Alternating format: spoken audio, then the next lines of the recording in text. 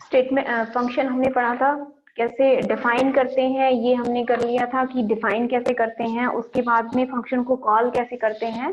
तो जहां कहीं भी हमें फंक्शन यूज करना होता है मेन प्रोग्राम में, तो वहां पे हम क्या कैसे कॉल करते हैं, उसके नेम से हम उसे कॉल करते हैं। जो भी हमने अपने सब प्रोग्राम को नेम दिया हुआ होता है उस नेम की हेल्प से, और ब्रैकेट्स के अंदर हम क्या लिखते हैं, आपके आर्ग्यूमेंट्स लिखते हैं। तो अब यहाँ पे आपको ये चीज क्लियर हो जानी चाहिए कि एक्चुअल आर्ग्यूमेंट एक्चुअली कौन से होते हैं। तो जब हम अपने मेन प्रोग्राम में कहीं पर भी जहां फंक्शन को यूज कर रहे होते हैं और उसके साथ अटैच्ड जो आपके आर्ग्यूमेंट वहां हम लिखते हैं अपने प्रोग्राम में, मेन प्रोग्राम में, वो वाले आर्ग्यूमेंट आपके कौन से आर्ग्यूमेंट कहलाते हैं, एक्चुअल आर्ग्यूमेंट्स कहलाते हैं या फिर पैरामीटर कहलाते हैं। ठीक है, जब सब प्रोग्राम बनाया था उसके इक्विवेलेंट हमने, जैसे ए और बी है, इसके इक्विवेलेंट आपने मान लीजिए एक्स और वाई लिए थे, वहां आप जो एक्स और वाई यूज करते हो वो आपके किसके कौन से वेरिएबल होते हैं, आपके डमी वेरिएबल्स होते हैं या डमी आर्ग्यूमेंट्स होते हैं। ठीक है, दो टर्म हमने पढ़ी थी, एक तो एक्चुअल आर्ग्यूमेंट पढ़ा था और दूसरा डमी आर्ग्यूमेंट पढ़ा था। ठीक है, तो जब जो आपने स्मॉल प्रोग्राम बनाया है, इससे लास्ट वाले स्टेप में हमने जो प्रोग्राम बनाया था वो जिस उसमें जो लिस्ट ऑफ वेरिएबल्स थी, वो लिस्ट ऑफ वेरिएबल आपके कौन से वेरिएबल्स होते हैं, डमी आर्ग्यूमेंट्स होते हैं आपके। ठीक है, उन डमी आर्ग्यूमेंट्स को आप जब भी फंक्शन को कॉल करते हो, तो जो भी आपने आर्ग्यूमेंट यूज करने होते हैं या जो भी वेरिएबल यूज करने होते हैं, आप उनको लिखते हो अपने मेन प्रोग्राम में। तो मेन प्रोग्राम में जब आप लिखते हो वो क्या बनते हैं, आपके एक्चुअल आर्ग्यूमेंट कहलाते हैं। ठीक है, और जो आपने सब प्रोग्राम बनाते हुए जो आर्ग्यूमेंट्स यूज किए थे, ब्रैकेट में जो वेरिएबल्स लिखे थे, वो आपके क्या होते हैं, डमी वेरिएबल्स होते हैं। और जहां कहीं भी हम इसे यूज करेंगे इस फंक्शन को, जैसे सब आपका कोई फंक्शन है, सब आपने जहां कहीं भी यूज किया, ए और बी जो है ये आपके किससे, जो आपके एक्चुअल आर्ग्यूमेंट्स हैं, ये किसको रिप्लेस कर देंगे, डमी आर्ग्यूमेंट्स को रिप्लेस कर देंगे, एक्स और वाई को रिप्लेस कर देंगे। वैल्यू फंक्शन की कैलकुलेट होगी और कैलकुलेट होने के बाद मेन फंक्शन का ये जो फंक्शन नेम है, इसमें आपकी वैल्यू क्या हो जाती है, रिटर्न हो जाती है, जो भी कैलकुलेटेड वैल्यू होती है वो। ठीक है, अब फंक्शन नेम हमारा जो होता है वो कहाँ पे अपीयर होता है, राइट हैंड साइड पे आपका अपीयर होता है। तो लेफ्ट हैंड साइड में आपकी जो भी स्टेटमेंट होगी वो लिखी जाएगी आप जहां यूज करोगे उस फंक्शन को, और राइट हैंड साइड में वो आपका क्या आता है, हमेशा फंक्शन का नेम आता है, और उसके ब्रैकेट में ये आपके आर्ग्यूमेंट्स आते हैं। ठीक है, ये मेन प्रोग्राम में बता रहा है कि मेन प्रोग्राम में हमारा फंक्शन कैसे अपीयर होता है, वो बात बता रहे हैं हम। ठीक, ये चीज मैंने आपको बता दी कि व्हेन फंक्शन इज कॉल्ड, जब भी फंक्शन को कॉल किया जाता है, dummy arguments are replaced by actual arguments. ठीक है, जिन आर्ग्यूमेंट्स को लेकर आपने सब प्रोग्राम बनाया था उनको किससे रिप्लेस कर देंगे, अपने एक्चुअल आर्ग्यूमेंट्स, जो जिन आर्ग्यूमेंट्स की आपको वैल्यू कैलकुलेट करनी है, जिन आर्ग्यूमेंट्स के साथ या जिन वेरिएबल्स के साथ आपको वैल्यू कैलकुलेट करनी है मेन प्रोग्राम में, उनसे आपके डमी आर्ग्यूमेंट्स क्या हो जाते हैं, उनको वो रिप्लेस कर देते हैं। ठीक है, और जो भी वैल्यू आएगी वो वैल्यू किसको रिटर्न हो जाती है, आपके मेन प्रोग्राम को रिटर्न हो जाती है, जहां कहीं भी आपने उसको लिखा होगा। ठीक, number, type and order of actual arguments, ये आपके क्या होने चाहिए, सेम होने चाहिए। ऐसा नहीं हो कि डमी आर्ग्यूमेंट्स की में आपने 3 या 4 यूज किए हैं और यहाँ पे आप 2 यूज करोगे, यहाँ पे भी उनके इक्विवेलेंट आपको 4 वेरिएबल्स लिखने पड़ेंगे। ठीक है, और टाइप भी उनकी क्या होनी चाहिए, सेम होनी चाहिए, और किस ऑर्डर में लिखना है वो भी आपको सेम लिखना चाहिए। ऐसा नहीं कि आप ऑर्डर चेंज कर दो, पहले x की वैल्यू को अगर a से रिप्लेस करना है तो x की जगह a ही लिखा जाएगा, y के को रिप्लेस करना है b से तो b ही लिखा जाएगा। ऐसा नहीं कि पहले b लिख दिया और फिर a लिख दिया, ऐसे केस में फिर आपकी जो भी वैल्यू कैलकुलेट होकर आएगी वो वैल्यू आपकी रॉन्ग हो जाएगी।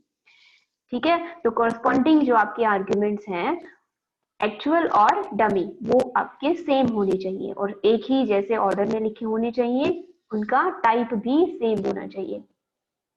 ठीक, इसके बाद नेक्स्ट जो हमारा पार्ट है वो क्या है आपका स्टेटमेंट फंक्शन है।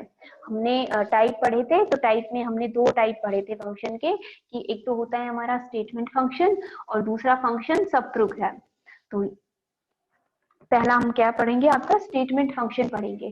तो स्टेटमेंट फंक्शन हम कब यूज करते हैं, आपकी स्टेटमेंट फंक्शन नॉर्मली हम किस केस में यूज करते हैं, जब आपके प्रोग्राम के अंदर कोई एक एक्सप्रेशन है जो कि बार बार आपको इवेलुएट करनी है डिफरेंट डिफरेंट पॉइंट्स पे, तो उसे बार बार लिखने की बजाय उसके विद रिस्पेक्ट टू हम क्या बना देते हैं, एक स्टेटमेंट फंक्शन आपका जनरेट कर देते हैं, और उसका जो भी नेम होगा उस नेम को आप बार बार यूज करोगे पूरी की पूरी एक्सप्रेशन यूज करने के बजाय। ठीक है, when an expression is to be evaluated at several points in the same program but with different variables on each occasion। तो आपको जो बार बार यूज करना है, तो डिफरेंट डिफरेंट वेरिएबल्स के साथ एक ही एक्सप्रेशन आपको बार बार यूज करनी है, तो आप क्या कर सकते हो, स्टेटमेंट फंक्शन का वहां पे यूज कर सकते हो। ठीक, कैसे हम डिफाइन करते हैं स्टेटमेंट फंक्शन को, statement function is used to define such expression once attached a name to it and use this name when referring to it in the rest of program। ठीक है, ये मैंने आपको बात बताई अभी अभी कि हम क्या करेंगे, जो एक्सप्रेशन हमें बार बार यूज करनी है उसको हम क्या करते हैं, एक बार डिफाइन कर देते हैं, उसके साथ एक नाम हम अटैच कर देते हैं, उसको एक नेम दे देते हैं, और फिर उस नाम को हम अपना जो भी हमारा रेस्ट प्रोग्राम है, मेन प्रोग्राम है, उस नाम को हम बार बार यूज कर सकते हैं फिर। ठीक है, तो ये होगी आपकी डेफिनेशन स्टेटमेंट फंक्शन की। ठीक, अगेन स्टेटमेंट फंक्शन क्या होता है हमारा, एक सिंगल लाइन फंक्शन होता है। अगर इसमें एक से ज्यादा लाइन आ रही है तो उसको हम फिर स्टेटमेंट फंक्शन नहीं कहेंगे, वो फिर फंक्शन सब प्रोग्राम हो जाता है। तो इन केस सिंगल लाइन का ही अगर फंक्शन है वो ही हमारा स्टेटमेंट फंक्शन कहलाता है। तो statement function is a single line function, that is body of function consist of a single line statement only, सिर्फ एक ही स्टेटमेंट उसके अंदर होती है। और जो स्टेटमेंट होती है ये एक स्टेटमेंट, ये कैसी हो सकती है आपकी, ये कोई भी सिंपल अर्थमेटिक स्टेटमेंट हो सकती है या फिर कोई लॉजिकल स्टेटमेंट आपकी हो सकती है। ठीक है, तो अगर सेम लॉजिक को बार बार आपने अप्लाई करना है या सेम अर्थमेटिक एक्सप्रेशन को बार बार यूज करना है, उस केस में हम स्टेटमेंट फंक्शन का यूज करते हैं। अब इसका सिंटेक्स कैसे हम यूज करते हैं, स्टेटमेंट फंक्शन को हम ऐसे यूज करते हैं, यहाँ पे उसका नाम होता है नेम, फंक्शन नेम, और उसके ब्रैकेट में क्या होते हैं आपके पास, कई सारे आपके वेरिएबल नेम है, ये A1 A2 A3 A up to AP, ये आपके डिफरेंट डिफरेंट वेरिएबल नेम्स हैं। ठीक है, एंड इज इक्वल टू ई, ई क्या है यहाँ पे, एक्सप्रेशन है, वो एक्सप्रेशन अर्थमेटिक एक्सप्रेशन या फिर logical expression. Name is a statement function name, तो आपका जो भी फंक्शन है जिसको आपने बार बार रिपीट करना है, आप सिंपली एफ से भी रिप्रेजेंट कर सकते हो उसको, या उसका जो भी नाम है, जैसे एच है, H of something X Y है, तो आप उस तरह से उसका नाम चूज कर सकते हो। तो ये क्या है, आपके फंक्शन का नेम है, स्टेटमेंट फंक्शन नेम है। अब उसके बाद में हमने ब्रैकेट में क्या लिखे हैं, काफी सारे आर्ग्यूमेंट्स लिखे हैं, A1 A2 A3 up to AP, ये क्या है, हमारे डिफरेंट डिफरेंट आर्ग्यूमेंट्स हैं। तो ये आपके फंक्शन के आर्ग्यूमेंट्स हैं। कैसे आर्ग्यूमेंट्स हैं ये, डिस्टिंक्ट नॉन सब्सक्रिप्टेड वेरिएबल नेम्स। अब ये जो टर्म है यहाँ पे, डिस्टिंक्ट हमें पता है डिफरेंट डिफरेंट, ठीक है, एक ही है तो उसको बार बार रिपीट करने की जरूरत नहीं है, हमें क्या है, ये आपके डिफरेंट डिफरेंट आपके वेरिएबल के नेम्स हैं। एंड कैसे हैं ये, नॉन सब्सक्रिप्टेड। नॉन सब्सक्रिप्टेड का मतलब क्या है, आपने जब एरे रीड किया था तो एरे में हमने कहा था कि हम भाई लार्ज जो नंबर होते हैं उनको एक एरे के नेम से उनको यूज करते हैं। तो हम क्या कर रहे थे, एक्स आई जैसे हमने नाम दे दिया था अपने एरे का, तो आई हम ब्रैकेट में लिखते हैं, तो वो x1 x2 x3 x4 इस तरह से वैल्यूज रीड करता है, इसी तरह से लिखी हुई होती हैं वो आपकी A1 A2 A3। तो ये वो इनका नेचर वैसा नहीं है, ये क्या है आपका, जैसे आपके पास 5 वेरिएबल्स हैं x y z, आगे आप जो भी लेते हो a और b, ये 5 वेरिएबल्स हैं, तो यहाँ पे x y z A, B, वो 5 जो आपने वेरिएबल लिखने हैं उनको आप कह रहे हो वेरिएबल 1, वेरिएबल 2, वेरिएबल 3, वेरिएबल 4 और वेरिएबल P। ठीक है, तो ये आपके नॉन सब्सक्रिप्टेड है। वो जो एक्स आई होता है ना, जो आई इंडेक्स होता है हमारा, जिसकी वैल्यू आप 1 से लेके n जो भी आपकी फाइनल वैल्यू है वहां तक वेरी करवाते हो, x1, x2, x3, वहां पे जो आई है, जो वेरिएबल है, वो कैसा होता है, सब्सक्रिप्टेड वेरिएबल कहलाता है। तो यहाँ पे आप जो ये वेरिएबल लिख रहे हो, बहुत सारे वेरिएबल्स, ये आपके नॉन सब्सक्रिप्टेड वेरिएबल्स हैं, उस तरह के वेरिएबल्स नहीं है। ठीक है, और ये किसे रिप्रेजेंट करते हैं, ये डमी आर्ग्यूमेंट्स को रिप्रेजेंट करते हैं। तो यहाँ पे इस डेफिनेशन से या इस एक्सप्लेनेशन से आपको पता चल जाना चाहिए कि आपके एक्सप्रेशन के आपका जो नेम है और नेम के साथ आप जो ये यूज करते हो, तो स्टेट जो आपका सब प्रोग्राम होगा, उस सब प्रोग्राम में ब्रैकेट में आप जो भी वेरिएबल्स लिखते हो वो क्या होते हैं, हमारे डमी वेरिएबल्स होते हैं या डमी आर्ग्यूमेंट्स होते हैं। ठीक है, and must be in expression, जो भी यहाँ पे आपने लिखे होंगे वेरिएबल्स वो आपके अपीयर होने चाहिए इस एक्सप्रेशन में। इज इक्वल टू ई लिखा है हमने, ई क्या है, कोई भी एक्सप्रेशन है आपकी, ये आपकी लॉजिकल एक्सप्रेशन भी हो सकती है और अरिथमेटिक एक्सप्रेशन भी हो सकती है। तो इस ई में जो भी आप यहाँ लिखेंगे ब्रैकेट में वेरिएबल, वो सारे यहाँ पे अपीयर होने चाहिए। ठीक है, क्योंकि ये एक सिंगल लाइन फंक्शन है, ऐसा तो है ही नहीं कि आप इनमें से कुछ वेरिएबल यहाँ यूज कर रहे हो फिर इसके बाद जो बच जाएंगे उनको आगे यूज करोगे, तो आगे तो कहीं यूज करना ही नहीं है, सारे के सारे वेरिएबल आपके इस एक्सप्रेशन में अपीयर होने चाहिए। ठीक है, ये मतलब है इसका, must be used in expression. ठीक, एंड ई क्या है, हमारी एक्सप्रेशन है that doesn't contains any subscripted variables. ठीक, इसके अंदर कैसे होंगे, नॉन सब्सक्रिप्टेड वेरिएबल्स ही आपके आएंगे, कोई भी सब्सक्रिप्टेड वेरिएबल हम वहां पे यूज नहीं करते हैं। ठीक है, तो ये होगी हमारी डेफिनेशन स्टेटमेंट फंक्शन की, उसका सिंटेक्स और जो भी चीजें हमने यूज की है सिंटेक्स में उनका मीनिंग। अब हम कुछ एग्जांपल्स देख रहे हैं आपके स्टेटमेंट फंक्शंस के। आपकी बुक में ये सभी एग्जांपल्स दिए हुए हैं कि आप कैसे स्टेटमेंट फंक्शन को डिफाइन करते हो। अब देखिए, सम आपका कोई स्टेटमेंट फंक्शन है जिसके आप 5 वेरिएबल्स ले रहे हैं, तो a1, a2, a3, a4, a5 ये आपके वेरिएबल्स हैं। ठीक है, तो ये आपके कैसे वेरिएबल्स हैं, नॉन सब्सक्रिप्टेड वेरिएबल्स हैं, और इसके सामने आपकी क्या आनी चाहिए, एक्सप्रेशन आनी चाहिए। ये एक अरिथमेटिक एक्सप्रेशन है आपकी, जिसमें आपने सारे वेरिएबल्स का क्या कर दिया है, सम कर दिया है, A B C D E.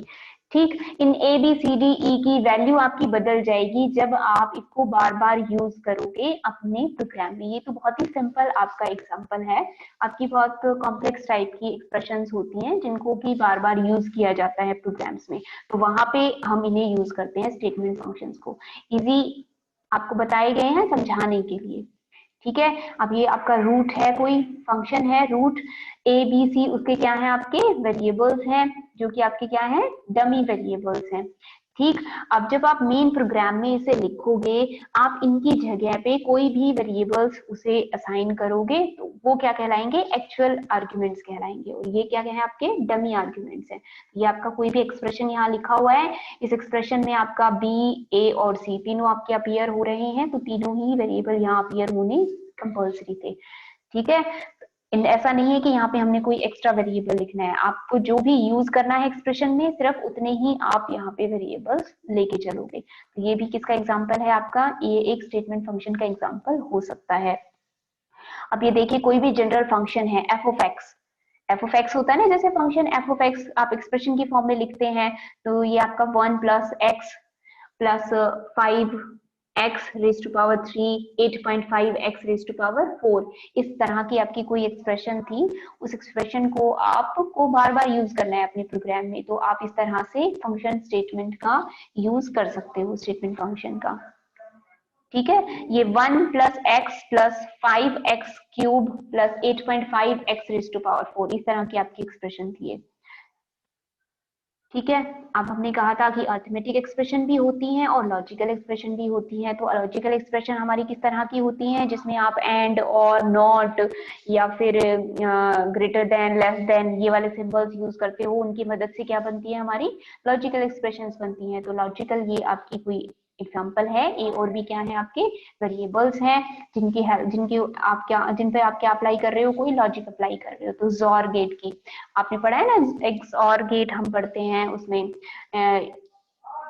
Gets जब हम पढ़ते हैं, तो ये उसका एक एग्जाम्पल है आपका। तो इस तरह का अगर एक्सप्रेशन हमें बार बार यूज करना है तो हम यूज कर सकते हैं। ठीक है, ये यहाँ पे प्लस सिंबल बना के उसके ऊपर ऐसा सर्कल लगा हुआ होता है, वो क्या होता है हमारा नॉट होता है, मतलब कि एंड का अपोजिट होता है। तो ये उसको हम इस तरह से लिखेंगे, एंड लिख दिया और एंड के ऊपर क्या अप्लाई कर दिया, नॉट, मतलब कि एंड का जो रिजल्ट है उसका क्या कर दो, उल्टा कर दो। नॉट का मतलब क्या होता है, अपोजिट लिखना। तो अगर 1 है तो 0 और 0 है तो 1, तो उसको हम इस तरह से लिख सकते हैं। और बीच में यहाँ पे प्लस का सिंबल होता है, इस वजह से हमने और यूज किया है। और यहाँ पे not A and B, not A मतलब ए बार डॉट बी। ठीक है, यहाँ पे क्या होता है आपका, I think A B bar होता है, दैट्स वाई इसको ऐसे लिखा गया है A and not B. Not B means B का बार आप यूज कर रहे हो और यहाँ पे ए बार आप यूज कर रहे हो। तो वो जो एक्सप्रेशन है उसको आपने मान लीजिए बार बार यूज करना है, तो आप स्टेटमेंट फंक्शन की हेल्प वहां पे ले सकते हैं। ठीक है, तो ये क्या थे, हमारा एग्जाम्पल था। अब इसके बाद में कुछ इंपॉर्टेंट पॉइंट्स हैं, वो हमें ध्यान में रखने होते हैं जब हम स्टेटमेंट फंक्शन यूज कर रहे होते हैं। तो कौन से हमारे पॉइंट्स हैं वो हम देखते हैं। So while using statement function, following points should be kept in mind. कौन से पॉइंट्स हैं हमारे, कुछ पॉइंट्स हैं 5-6 पॉइंट्स, उनको हमें ध्यान में रखना होता है। First one is all statement function definition must appear in the beginning, that is before the first executable statement of the program. जब मैं समझा रही थी तभी मैंने बताया था कि इसको हम कहाँ पे लिखते हैं, अपने प्रोग्राम में सबसे पहले लिखते हैं। ठीक है, तो जहां आप डिफाइन करते हो, टाइप डिफाइन करते हो, वहीं पर आना चाहिए आपका फंक्शन स्टेटमेंट फंक्शन। ठीक है, एग्जीक्यूटेबल स्टेटमेंट से पहले। ठीक, अब आप जो भी नेम चूज करते हो, name of a function should be formed according to the same rules that apply to a variable name. Variable name हम जिस तरह से चूज करते हैं उसके लिए जो रूल्स हैं वो सेम रूल अप्लाई होते हैं आपके फंक्शन का नेम चूज करने के लिए भी। ठीक है, there is no restriction on the initial letter if the name of the function is mentioned in a prior type statement। ठीक है, इसका क्या मतलब है, जैसे आप वेरिएबल नेम के लिए भी आपके पास दो तरीके होते हैं, एक तो बाय डिफॉल्ट और दूसरा आप खुद से डिफाइन करें, उसके टाइप खुद डिफाइन करके आए। मतलब जो भी वेरिएबल नेम चूज किया है उसका नेचर रियल है तो हम पहले बता के आए रियल, और अगर इंटीजर है तो हम पहले सबसे पहले डिफाइन करके आए कि भाई ये जो वेरिएबल्स हैं ये इंटीजर नेचर के हैं और ये वेरिएबल्स रियल नेचर के हैं। ठीक है, तो अगर आपने पहले डिफाइन कर दिया है, ठीक है, तो आप कोई भी इनिशियल लेटर ले सकते हो वेरिएबल नेम चूज करने के लिए।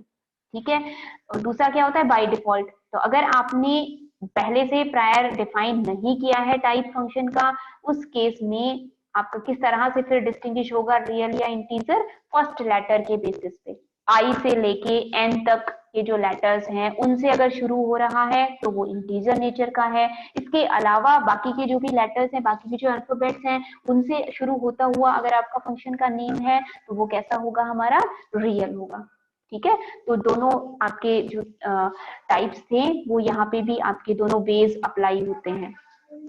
ठीक, या तो आप पहले से डिफाइन करके आओ, उस केस में कोई रिस्ट्रिक्शन नहीं होगी, आप कोई भी इनिशियल लेटर से बना सकते हो आपके फंक्शन का नाम। अदरवाइज आप जो भी इनिशियल लेटर चूज करोगे उसके बेसिस पे ही पता चलेगा आपको कि फंक्शन की वैल्यू रियल है या फिर इंटीजर है। ठीक है, एंड वो जो नेम आप चूज करोगे that name must be different from the names of library functions. जो आपके बिल्ट इन फंक्शंस हैं, लाइब्रेरी फंक्शंस हैं, इंट्रिंसिक फंक्शंस हैं, ये एक ही नाम है, इसी का ही नाम है ये सब कुछ। तो लाइब्रेरी फंक्शन से डिफरेंट उसका नाम होना चाहिए उस फंक्शन का, और कोई भी दूसरा सब प्रोग्राम आपके प्रोग्राम में अगर अपीयर हो रहा है उससे भी उसका नेम डिफरेंट होना चाहिए। इसका मतलब क्या है, इन केस अगर हम अपने प्रोग्राम में एक से ज्यादा सब प्रोग्राम्स यूज कर रहे हैं, एक फंक्शन स्टेटमेंट यूज कर रहे हैं, तो सबके डिफरेंट डिफरेंट नेम्स होने चाहिए। हम सेम नेम दो सब प्रोग्राम्स या दो स्टेटमेंट फंक्शंस के लिए नहीं ले सकते हैं। ठीक है, तो ये रेस्ट्रिक्शन होती है आपके नेम को चूज करते हुए। अब जो आपने एक्सप्रेशन लिखी थी, expression E may be made up of variables not specified as arguments. अब जो आपकी एक्सप्रेशन होती है ई expression may be made up of variables not specified as arguments. इसमें क्या कह रहा है आपका कि भाई आपने जो आर्ग्यूमेंट स्पेसिफाई किए हैं ब्रैकेट में, उसके अलावा भी अगर कोई ऐसा आर्ग्यूमेंट है जो आप यूज करना चाहते हो तो वो हम यूज कर सकते हैं अगर इस तरह का कोई सिचुएशन है तो, ठीक है। And it may use other functions available to the main program except itself. ठीक, अब इसका क्या मतलब है कि एक्सप्रेशन के अंदर आप जो आपके आर्ग्यूमेंट्स हैं, जो डमी आर्ग्यूमेंट जिनको हम कह रहे हैं, उन डमी आर्ग्यूमेंट्स के अलावा कोई वेरिएबल भी वहां पे अपीयर हो सकता है और उसके अलावा कोई दूसरा फंक्शन भी उसके अंदर आ सकता है उस एक्सप्रेशन के अंदर अगर आप यूज कर रहे हैं तो, ठीक है।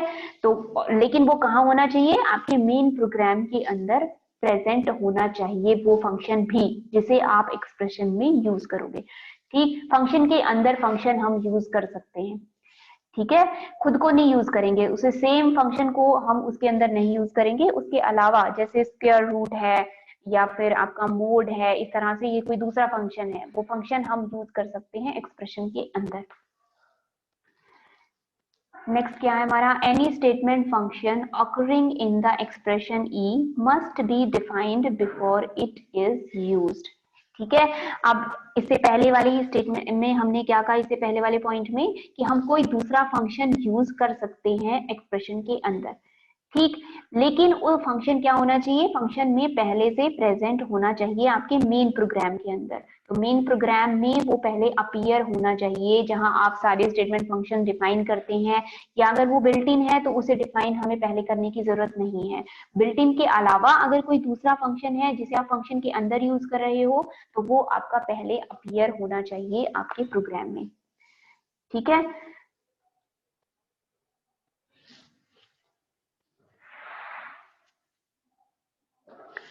नेक्स्ट क्या है आपका, variables not specified as arguments but occurring in E are tested as parameters. अब ये क्या कह रहा है, अभी हमने एक बात कही थी कि हम जो हमारे आर्ग्यूमेंट्स हैं उनके अलावा भी कोई वेरिएबल्स यूज कर सकते हैं एक्सप्रेशन के अंदर, ठीक है। तो उन सभी को क्या माना जाता है आपका, वो कैसे माने जाते हैं, वो आपके पैरामीटर्स की तरह से कंसीडर होते हैं। आपने जहाँ डेफिनेशंस पढ़ी हैं वहां पे आप कहते हो, एक जगह पे आपने यूज किया है टर्म वेरिएबल और दूसरी जगह हम कह रहे हैं आर्ग्यूमेंट्स या फिर पैरामीटर हम यूज कर रहे हैं, तो वो आपके एज अ पैरामीटर्स यूज होते हैं। अदर जो भी आपके मेन आर्ग्यूमेंट्स है उसके अलावा जो भी है वो आपके tested as parameters and at the time of execution of the statement functions their current values are used. ठीक है, जब भी आपके फंक्शन की वैल्यू कैलकुलेट हो रही होगी उस समय आप उसकी जो भी वैल्यू उसको असाइन करोगे वो वैल्यू वो वहां पे यूज कर लेगा और उसकी हेल्प से आपके फंक्शन की वैल्यू कैलकुलेट हो जाएगी, ठीक है। वो आपके डमी पैरामीटर्स की तरह ही बिहेव करते हैं, मतलब कि डमी पैरामीटर का मतलब है कि उस समय आप उसकी जो भी वैल्यू असाइन करोगे, आप जब एंटर करते हैं ना, इनपुट करते हैं, तो वो इनपुट में आप उसकी जो भी वैल्यू वहां पे दोगे उस वैल्यू के साथ उसकी कैलकुलेशन वहां हो जाएगी, ठीक है। नेक्स्ट जो हमारा पॉइंट है वो क्या कहता है हमारा, statement function definition must appear in the same programme which uses it. तो ये हमारा सबसे पहला ही पॉइंट था कि हमें हमारा जो प्रोग्राम के अंदर कोई फंक्शन अगर यूज करना है तो उसी प्रोग्राम के अंदर हमें उसे डिफाइन करना होगा, ठीक है। तो must appear in the same programme which uses it at every instant. आप जब भी उसे यूज करोगे, actual arguments replace the corresponding dummy arguments. Actual का मतलब है जिन आर्ग्यूमेंट्स पे वैल्यू आपको कैलकुलेट करनी है प्रोग्राम में, और डमी जिनकी मदद से आपने अपना सब प्रोग्राम बनाया था, ठीक है। तो आपके एक्चुअल आर्ग्यूमेंट हर बार डमी आर्ग्यूमेंट्स को रिप्लेस करेंगे, फंक्शन की वैल्यू इवेलुएट होगी and its value is return to the referencing statement. आपने जिस स्टेटमेंट में उस फंक्शन को यूज किया होगा उसमें वो वैल्यू आपकी स्टोर हो जाएगी, ठीक है। और एज अ रिजल्ट होगी तो एज अ रिजल्ट स्टोर हो जाएगी और वो आपको एज अ रिजल्ट मिल जाएगी फिर। More than one statement function may be defined and used in a program. तो एक से ज्यादा स्टेटमेंट फंक्शन एक प्रोग्राम के अंदर हम डिफाइन कर सकते हैं और यूज भी कर सकते हैं। ठीक है, तो ये सभी क्या थे, आपके इंपॉर्टेंट पॉइंट्स थे। जब हम स्टेटमेंट फंक्शन यूज करते हैं उस वक्त हमें इन सबको ध्यान में रखना होता है। मैं एक बार इनको रिपीट कर देती हूँ। आपके साथ जो भी आपके स्टेटमेंट फंक्शन की डेफिनेशन होती है वो सबसे पहले आनी चाहिए। जहां आपका प्रोग्राम शुरू हो रहा होता है कमेंट स्टेटमेंट के जस्ट बाद, वहां पे आनी चाहिए। ठीक है, नेम कैसे लेना होता है फंक्शन का, सेम जैसे आपकी वेरिएबल नेम्स आप चूज करते हो उसी तरह से। या तो आप टाइप डिफाइन करोगे, रियल, इंटीजर, लॉजिकल। अगर नहीं डिफाइन करते हो तो बाय डिफॉल्ट जो आपके लेटर्स होते हैं आई से एन वो इंटीजर के लिए होते हैं, और इसके अलावा जो भी आपके अल्फाबेट्स हैं उनसे शुरू होता हुआ अगर नाम है तो वो रियल के लिए आपके होते हैं। ठीक है, लॉजिकल और कैरेक्टर हमें बताने ही पड़ते हैं अपने प्रोग्राम में, उनके लिए बाय डिफॉल्ट कोई रूल नहीं है। ठीक है, अब जो आपकी एक्सप्रेशन होती है उसमें आपके जो वेरिएबल्स हैं वो जो स्पेसिफाइड वेरिएबल हैं उसके अलावा वो कुछ दूसरे वेरिएबल्स या फिर फंक्शंस को यूज कर सकता है। ठीक है, अपने आप को नहीं यूज कर सकता, उसके अलावा कोई दूसरा फंक्शन अगर उसे यूज करना है अपनी स्टेटमेंट में तो वो उसे यूज कर सकता है। इसे आप आसानी से समझ सकते हो। मान लीजिए स्क्वायर रूट निकालना है आपके फंक्शन की स्टेटमेंट में, जैसे अभी एक एग्जांपल था उसमें स्क्वायर रूट था, तो स्क्वायर रूट एक डिफरेंट फंक्शन है जो कि बिल्ट इन फंक्शन है जो हमने वहां यूज किया। तो हम इस तरह से कोई दूसरा फंक्शन या फिर मेन हमारी जो आर्ग्यूमेंट है उसके अलावा कोई दूसरा आर्ग्यूमेंट भी यूज कर सकते हैं। ठीक है, अब जो भी आपकी स्टेटमेंट फंक्शन होती है जो any statement function occurring in expression must be defined before you। तो आपको जो भी एक्सप्रेशन में ये चीज जो यूज करनी है, जो फंक्शन यूज करना है, ये पहले से डिफाइन होना चाहिए आपके प्रोग्राम में। ठीक है, तो बिल्ट इन के अलावा अगर कोई दूसरा फंक्शन यूज करना चाहते हो तो तुम्हें पहले उसे डिफाइन करना पड़ेगा, उसके बाद आप उसे यूज कर लोगे अपने स्टेटमेंट में। ठीक, अब इसके बाद ये वाली बात जो हमने कही कि वेरिएबल्स जो कि आपके स्पेसिफाइड नहीं होते आर्ग्यूमेंट्स की तरह से, वो कैसे होते हैं हमारे, वो पैरामीटर्स की तरह से लिए जाते हैं, आपके डमी पैरामीटर्स की तरह से। और जब भी वैल्यू एग्जीक्यूट होनी होती है उस टाइम पे जो उनकी वैल्यू होती है, करंट वैल्यू, वो यूज हो जाती है।